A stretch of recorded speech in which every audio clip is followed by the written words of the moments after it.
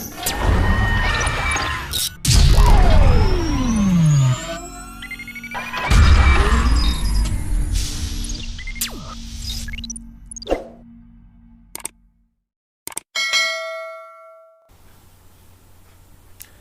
Students, आज मैं आप लोगों के साथ एक नए टॉपिक के साथ आया हूं, जो आपके इंटरनेशनल लॉ का टॉपिक है। उस टॉपिक का नाम है कॉन्ट्राबैंड, जिसको विनिषेध भी कहा जाता है, या फिर इसको आसान भाषा में समझे तो वर्जित भी हम लोग कह सकते हैं। आसान भाषा वर्जित को ही रखिए साथ में, इससे बहुत आसानी से समझ में आएगा ये टॉपिक। और मेरे चैनल को अभी तक आप लोगों ने सब्सक्राइब नहीं किया तो सब्सक्राइब कीजिए, वीडियोस को लाइक कीजिए, कमेंट ज़रूर कीजिएगा कि आप किस कॉलेज से ये वीडियो देख रहे हैं और इससे आपको कुछ फ़ायदा हो रहा है या नहीं हो रहा है। और अपने दोस्तों के साथ मेरे वीडियोस को शेयर कीजिए और इस चैनल को सपोर्ट कीजिए। अभी तक जिस तरीके की आशा थी मुझे स्टूडेंट से, वैसा सपोर्ट अभी तक मुझे नहीं मिला है, लेकिन आशा करता हूँ कि आप लोग सपोर्ट करेंगे। चलिए, न्यू टॉपिक हम लोग कॉन्ट्राबैंड का बात करते हैं, जो कि विनिषेध है, जिसको हम लोग आसान भाषा में वर्जित बोल रहे हैं। तो ये कॉन्ट्राबैंड होता क्या है? वैसे तो आगे डेफिनेशन ये सब है, उसमें आपको मैं इतने आसान लैंग्वेज में नोट्स बनाता हूँ कि आप 2 बार पढ़ लीजिएगा तो आपको समझ में आ जाएगा। 2-3 बार एग्ज़ाम में वीडियोस देख लेना और पॉइंट्स ज़रूर लिख लेना, और पॉइंट्स को ज़रूर से वहाँ पर लिखने की कोशिश करना एग्ज़ामिनेशंस में। तो मेनली जो वर्जित है इंटरनेशनल लॉ के अंतर्गत जो आपका वर्जित वस्तु है, जैसे कि मान लीजिए ये राष्ट्र है, ये राष्ट्र है, दोनों लड़ रहा है, तो इसके भी कुछ राष्ट्र सहयोगी होंगे, इसके भी कुछ राष्ट्र सहयोगी होंगे। ठीक है, ये राष्ट्र इसको नहीं चाह रहा है कि ज़्यादा से ज़्यादा मदद मिले, और ये राष्ट्र इसको नहीं चाह रहा है ज़्यादा से ज़्यादा मदद मिले। ठीक है, तो जो वस्तु आपका युद्ध में सहायता प्रदान करता है, उस वस्तु का हमेशा से अगला जो राष्ट्र होता है वो चाहता है कि उसको वर्जित कर दिया जाए, ताकि वो जो है सो उस राष्ट्र को ना मिल पाए। समझ में आ रही बात? आई होप समझ में आ रहा हो। ठीक है, 2 राष्ट्र लड़ रहे हैं, बाहर से कहीं वस्तु आना है तो वो क्या कहते हैं, इस पर नहीं आने देगा, क्योंकि ये राष्ट्र जानता है कि अगर ये वस्तु यहाँ पहुँच जाएगा तो ये जो है सो हमको हानि पहुँचाएगा। ठीक है, तो इसलिए ये चीज़ जो है सो वर्जित कर दी जाती है, विनिषेध हो जाती है। जैसे अभी जो चल रहा है रशिया यूक्रेन में जो चल रहा है, उसमें देखिएगा कि रशिया पे बहुत सारे सैंक्शंस लगा दिए गए हैं। ठीक है, बहुत सारे सैंक्शंस लगा दिए गए, और यूक्रेन को जो है सो पूरे यूरोपियन कंट्रीज़, अमेरिका, ये सब सारे मदद कर रहे हैं, जिसका रशिया जो है सो विरोध कर रहा है। समझ में आ रही बात? तो कोई किसी को ऐसी वस्तु पहुंचने नहीं देना चाहता है जिससे कि वो युद्ध में उसको मदद मिले। समझ में आ रही है? यही है कॉन्ट्राबैंड, वर्जित, विनिषेध, आसान लैंग्वेज में समझे तो। चलिए, अब देर ना करते हुए आगे बढ़ते हैं। तो भूमि का पहले इंट्रोडक्शन की बात कर ले। जो स्टूडेंट्स सीरियस हैं वो नोट्स को ज़रूर कॉपी में लिखिएगा, पॉइंट्स बढ़िया से लिखिएगा, एग्जामिनेशंस में बढ़िया से लिखिएगा।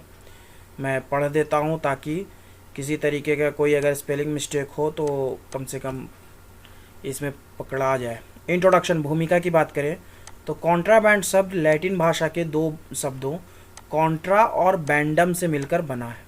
इसका शाब्दिक अर्थ है युद्धरत राज्य के आदेश। ठीक है, युद्धरत राज्य के आदेश इसका शाब्दिक अर्थ है। युद्ध के समय प्रत्येक युद्धरत राज्य का उद्देश्य अपने शत्रु राज्य को ऐसा माल नहीं पहुंचाने देना होता है जिससे उसकी शक्ति बढ़ जाए, जैसा कि मैंने अभी यहाँ समझाया। ठीक है, वह तटस्थ राज्यों से भी यह अपेक्षा करता है कि शत्रु राज्य को ऐसा माल ना दिया जाए। ठीक है, जो आपके राष्ट्र हैं उनसे भी अपेक्षा करता है, दूसरे राष्ट्र से, कि वो ऐसा माल उस राष्ट्र को ना दें जिससे कि क्या कहते हैं, युद्ध में उसको सहायता मिले। अंतर्राष्ट्रीय कानून की भाषा में इस प्रकार के माल को विनिषेध की संज्ञा दी जाती है।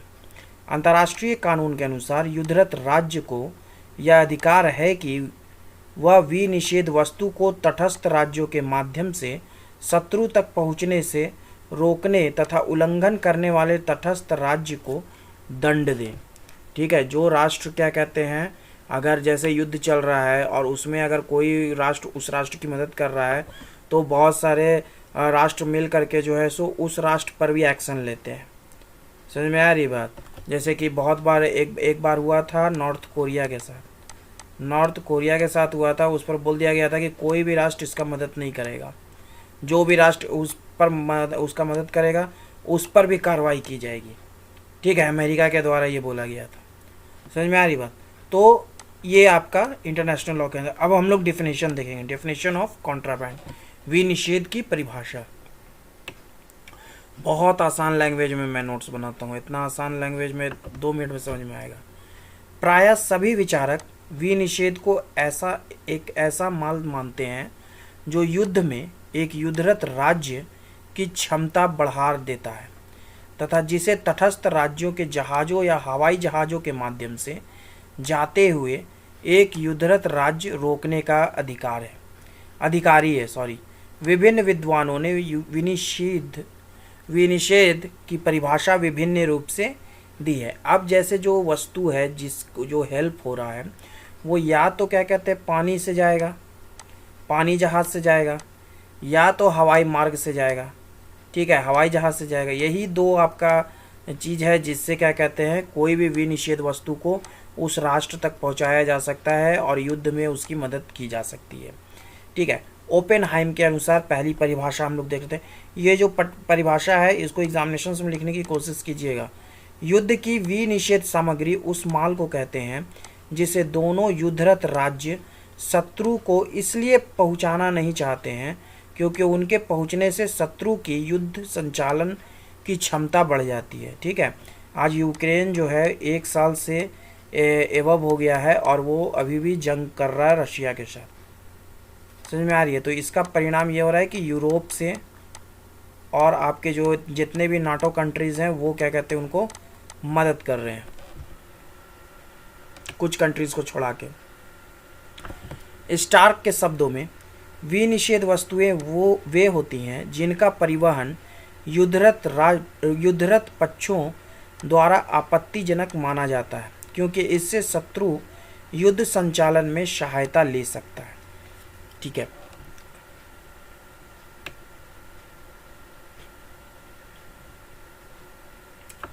केल्सन के अनुसार, केल्सन बोलते हैं कि युद्ध के विनिषेध वे पदार्थ होते हैं जिनका परिवहन शत्रु को युद्धरत राज्यों द्वारा रोक दिया जाता है। यह कार्यवाही अंतर्राष्ट्रीय कानून के अनुरूप होती है। आप लोगों को जो कोटेशन जल्दी याद हो जाए, आसानी से याद हो जाए, जो डेफिनेशन जल्दी आसान हो जाए, याद हो जाए, उस डेफिनेशन को वो आप जो है सो एग्जामिनेशंस में लिखिएगा। नेक्स्ट, जैक्सन के शब्दों में युद्ध के विनिषेध वे पदार्थ हैं जिनका लक्ष्य शत्रु राज्य है तथा उनकी प्रकृति युद्ध में शत्रु की सहायता देना होता है।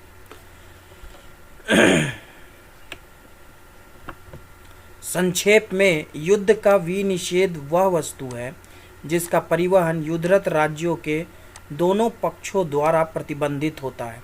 विनिषेध वस्तु पकड़े जाने पर जब्त कर लिया जाता है क्योंकि जब्त ना करने पर वह शत्रु को युद्ध में मदद दे सकता है। ठीक है, नेक्स्ट हमारा माल या वस्तुओं का वर्गीकरण, क्लासिफिकेशन ऑफ गुड्स और कमोडिटीज।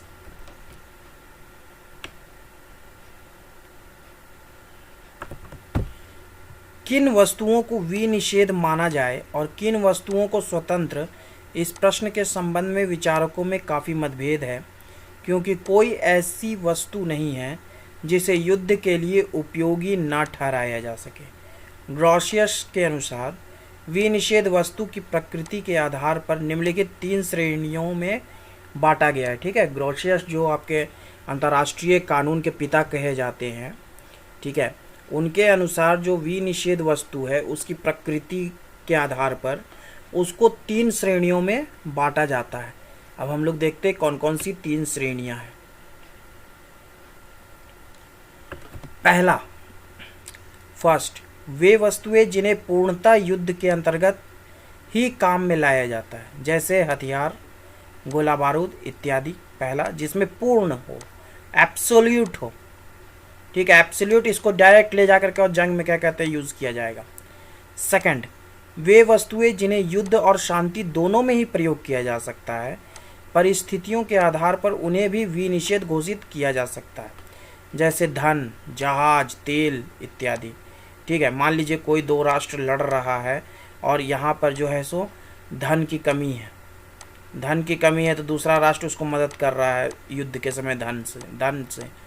ठीक है, या फिर जहाज की कमी है, जहाज दे रहा है, तेल की कमी है, तेल दे रहा है, तो ये राष्ट्र जो है सो ऑब्जेक्शन करेगा कि तुम क्यों दे रहे हो, ये जो है सो बैंड है, विनिषेध। ठीक है, ये मत दो। नेक्स्ट, थर्ड, वे वस्तुएं जिन्हें युद्ध में उपयोगी रूप से व्यवहार में नहीं लाया जा सकता हो, उन्हें विनिषेध नहीं माना जाता है। ठीक है, ऐसी वस्तुएं जैसे कि टॉयलेट की वस्तुएं। ठीक है, जैसे कि ब्रश हुआ, टूथपेस्ट हुआ, ठीक है, टॉयलेट पेपर्स हुआ, तो ये सब वस्तुएं जो है सो डायरेक्टली आप कोई उपयोग का नहीं होता है युद्ध में, तो इसलिए इन्हें विनिषेध नहीं माना जाता है। 16वीं और 17वीं शताब्दी में विभिन्न राज्यों में विनिषेध वस्तुओं के संबंध में अनेक संधियां की गई, लेकिन उनको व्यवहार में नहीं लाया गया। आई होप समझ में आ रहा हो आप लोगों को। आप लोग ज़रूर कमेंट बॉक्स में फीडबैक देना, और आप किस कॉलेज से इस वीडियो को देख रहे हो उस कॉलेज का नाम ज़रूर लिखना। Out of Chatra. राज्यों ने अपनी इच्छा अनुसार कुछ वस्तुओं को विनिषेध तथा कुछ को स्वतंत्र माना। ठीक है, 16वीं और 17वीं शताब्दी में बहुत सारे ऐसे हुए थे, लेकिन उन कानूनों को कभी धरातल पर नहीं उतारा गया, और अपनी इच्छा अनुसार राज्य जो है सो कोई भी वस्तु को विनिषेध घोषित कर देते हैं या फिर उसको फ्री कर देते हैं, स्वतंत्र कर देते हैं कि वो विनिषेध नहीं है इस युद्ध में। इस पर विनिषेध की अगर बात करें, कॉन्ट्राबैंड की बात करें, तो इस पर लंदन डिक्लेरेशन जो है ये सबसे प्रमुख है। तो लंदन डिक्लेरेशन, लंदन घोषणा 1909 ईस्वी की लंदन घोषणा में युद्ध विनिषेध वस्तुओं पर विस्तार पूर्वक प्रकाश डाला गया। इस सम्मेलन में विभिन्न वस्तुओं को निम्नलिखित 3 वर्गों में विभाजित किया गया है। ठीक है, 3 वर्गों में विभाजित किया, जैसे कि आपका ग्रोटियस आपका ऊपर बोले हैं ना, बस वही आपका लंदन डिक्लेरेशन। ठीक है, वही आपका लंदन डिक्लेरेशन 1909। कॉन्ट्राबैंड जब भी दिमाग में आएगा तो लंदन घोषणा 1909 इस पर बात होगी। ठीक है, तो पहला आपका है पूर्ण विनिषेध यानी एब्सोल्यूट कॉन्ट्राबैंड। इस श्रेणी में उन वस्तुओं को रखा गया है जो मुख्य रूप से युद्ध में ही काम में लाया जा सकता है, जैसे प्रत्येक प्रकार के अस्त्र शस्त्र, उनका उत्पादन करने वाले यंत्र, गोला बारूद, विस्फोटक पदार्थ, कारतूस, तोप के गोले, हथियारों के पुर्जे और उनके मरम्मत करने वाले यंत्र इत्यादि।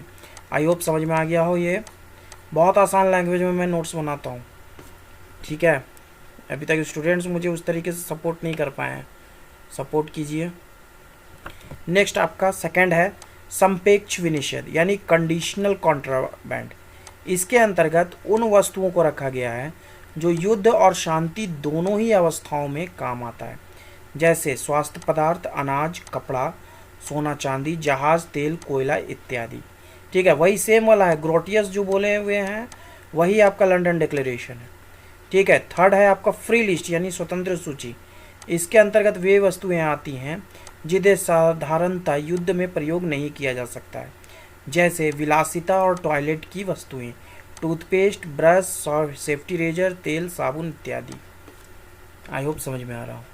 बहुत छोटा सा टॉपिक है, मैं बहुत आसान लैंग्वेज में समझाने की कोशिश किया हूँ स्टूडेंट्स को, और उनके सामने एक नोट्स दिया हूँ ताकि वो एग्जामिनेशंस में, एकेडमिक एग्जामिनेशंस में लिख पाएँ। नेक्स्ट है पूर्णता और संपेक्ष विनिषेध वस्तुओं में अंतर, difference between absolute and conditional contraband. ठीक है, 3 तरीके का आपका वर्गीकरण हो गया। 3 तरीके में आपका फ्री लिस्ट जो है यानी कि स्वतंत्र सूची जो है, इसका कोई महत्व नहीं है, क्योंकि इस पर तो कोई किसी तरीके का कोई बैन नहीं है। ठीक है, इस पर कोई बैन नहीं है। इसका क्या कहते हैं, कभी भी युद्ध में जो है सो यूज़ ही नहीं होगा, वार में इसका यूज़ ही नहीं होगा। ठीक है, वो एक्सेप्शंस कैसे कि कभी टूथपेस्ट से भी युद्ध लड़ जाए, ठीक है, किसी के कान में डाल दे, ठीक है। लेकिन क्या कहते हैं, आपका जो एब्सोल्यूट है या कंडीशनल है वो क्या कहते हैं आपका यूज़ हो सकता है युद्ध में भी। ये तो एब्सोल्यूट तो युद्ध में होगा ही होगा, गारंटीड। और कंडीशनल जो है वो युद्ध और शांति दोनों में यूज़ हो सकता है। धन आपका युद्ध और शांति दोनों में यूज़ हो सकता है, ठीक है। तो ये दोनों के बीच में हम लोग डिफरेंस देखते हैं, difference between absolute and conditional contraband. पूर्णता और संपेक्ष विनिषेध वस्तुओं के अंतर के संबंध में काफ़ी मतभेद है। दोनों में जो अंतर है वह महत्वपूर्ण कारणों से समाप्त भी होता चला जा रहा है। इस अंतर की समाप्ति के लिए अनेक महत्वपूर्ण कारण उत्तरदायी हैं, जो इस प्रकार हैं। अब हम लोग देखते हैं कारण। पहला है अनिवार्य सैनिक सेवा।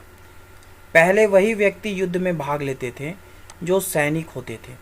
अन्य व्यक्तियों को युद्ध से कोई मतलब नहीं रहता था और वे युद्ध में भाग नहीं लेते थे। लेकिन प्रथम विश्व युद्ध और द्वितीय विश्व युद्ध में स्थिति बदल गई। अब युद्ध में प्रत्येक नागरिकों की सेवा को अनिवार्य माना जाता है, अतः सैनिक और असैनिक का अंतर समाप्त हो गया है, ठीक है। जैसे कि बहुत सारे ऐसे राष्ट्र हैं आज विश्व में जो कि अपने हर सिटीजन को कुछ टाइम पीरियड के लिए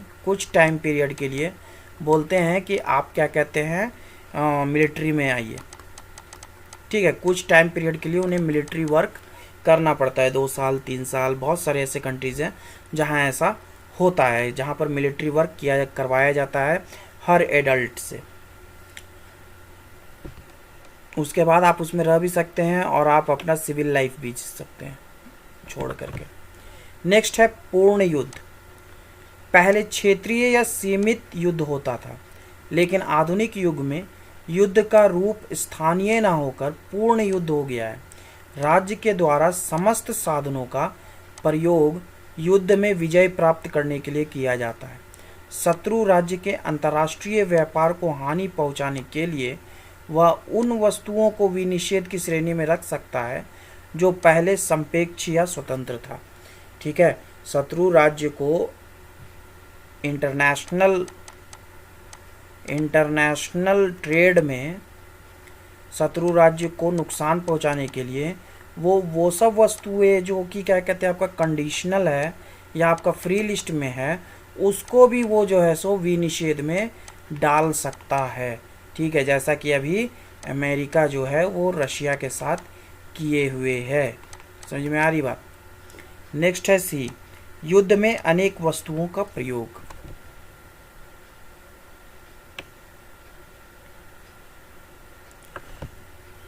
आधुनिक युद्धों में एक युद्धरत राज्य का उद्देश्य उन समस्त वस्तुओं को दूसरे पक्ष तक पहुंचने से रोकना होता है जिसका प्रयोग उसकी सशस्त्र सेनाओं के द्वारा किया जा सकता है। इसलिए प्रायः सभी वस्तुएं कितनी ही साधारण क्यों न हो युद्ध में विनिषेध कर दी जाती, ठीक है। 1965 के भारत पाक युद्ध में पाकिस्तान ने चाय और जूट को भी विनिषेध घोषित कर दिया था। समझ में आ रही बात। 13 अप्रैल 1916 में इंग्लैंड में पूर्ण और संपेक्ष युद्ध के मध्य वर्ग अंतर पूर्णता समाप्त कर दिया गया था, ठीक है। पूर्णता जो है सो समाप्त कर दिया, मतलब एब्सोल्यूट और कंडीशनल दोनों में कोई अंतर ही नहीं है, ठीक है। इंग्लैंड का जब ये हो रहा था तब तो उस समय क्या कहते हैं दोनों अंतर को समाप्त ही कर दिया गया था। इसलिए अब पूर्ण और संपेक्ष वस्तुओं के बीच अंतर करीब करीब समाप्त हो रहा है। प्रथम विश्व युद्ध के अंतर्गत विजयी राष्ट्रों ने रुई, सूती कपड़े इत्यादि को भी पूर्ण विनिषेध वस्तु घोषित कर किया था, ठीक है। जो विजयी राष्ट्र थे वो आपका रुई और सूती कपड़े को भी जो है सो प्रथम विश्व युद्ध में विनिषेध वस्तु में रखे थे, यानी कॉन्ट्राबैंड कर दिए थे।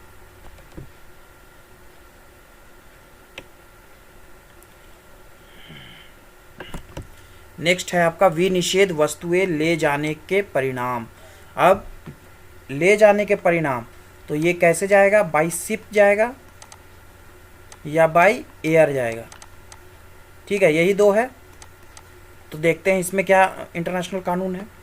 अंतर्राष्ट्रीय कानून के अंतर्गत अगर कोई जहाज विनिषेध वस्तुएं ले जाते हुए पकड़ा जाए तो युद्धरत राज्य उस जहाज तथा विनिषेध वस्तु पर कब्जा कर सकता है। ठीक है, अगर पकड़ा जाएगा तो जो युद्धरत राज्य है वो क्या कहते हैं, उस पर जहाज पर भी कब्जा कर लेगा और जहाज पर जितना लदा हुआ वस्तु है उसको भी पकड़ लेगा, लेकिन इस जहाज को लक्ष्य तक पहुंचने से पहले पकड़ा जाए। ठीक है, मतलब जहां पर उसको जाना है वहां पहुंचने से पहले ही उसको घेर करके पकड़ ले, वहां तक पहुंचने नहीं दे। वापसी यात्रा पूरी करने के बाद जहाज को नहीं पकड़ा जा सकता, मतलब ये माल यहाँ पहुँचा दिया और उसके बाद ही लौट रहा है तो जहाजवा को नहीं आप पकड़ सकते हैं। ठीक है, आपको जाने ही समय वहाँ पहुँचे से पहले ही पकड़ना होगा। अब वहाँ पहुँच के वो अनलोडिंग कर दिया सारा माल और उसके बाद आप उसको वापस भेज रहे हैं, वापस वो आ रहा है, तब आप उसको नहीं पकड़ सकते हैं। लेकिन अगर कोई जहाज गलत नामों और गलत पतों के माध्यम से विनिषेध वस्तु ले जाने में सफल हो जाता है तो उसे लौटती बार में भी पकड़ा जा सकता है। ठीक है, अगर वो गलत नाम और गलत पते के माध्यम से जो है वो वस्तु को वहाँ पहुँचा रहा है, ठीक है, तो ऑन डैट केस वो लौटेगा भी ना तो भी वो उसको पकड़ा जा सकता है। ठीक है, वो लौटते समय भी उसको पकड़ सकते हैं। लेकिन अगर वो गलत नाम और गलत पतों के माध्यम से विनिषेध वस्तु को नहीं पहुंचा रहा है तो वो पहुंचा के जब लौटेगा तो आप उसको नहीं पकड़ सकते हैं। समझ में आ रही है बात? तब आप उसको नहीं नहीं क्या कहते ये कर सकते हैं। आई होप कुछ गड़बड़ ना हुआ हो।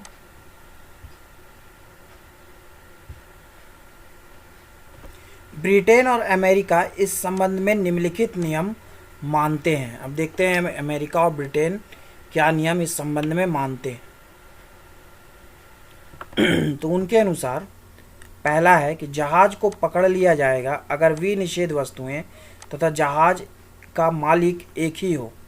ठीक है, अगर जहाज और उसमें जो वस्तु लोडेड है, जो है सामान या माल उसमें लोडेड है, उसका मालिक अगर एक ही होगा तो उस जहाज को पकड़ लिया जाएगा, कब्जे में कर लिया जाएगा। दूसरा है निर्दोष वस्तु को भी पकड़ लिया जाएगा अगर यह भी विनिषेध के मालिक की हो। ठीक है, जो मतलब कि जैसे कि वो जो जहाज है, वो जो शिप है, शिप में बहुत सारी वस्तुएं रखी गई हैं, तो इसमें बहुत सारी ऐसी वस्तुएं होंगी जो निर्दोष वस्तु होंगे जिसका युद्ध से में कोई काम नहीं होगा। लेकिन अगर वो क्या कहते हैं उस मालिक की है जो विनिषेध वस्तु को ले जा रहा है तो ऑन डैट केस उसकी निर्दोष जो वस्तु है उसको भी पकड़ लेगा।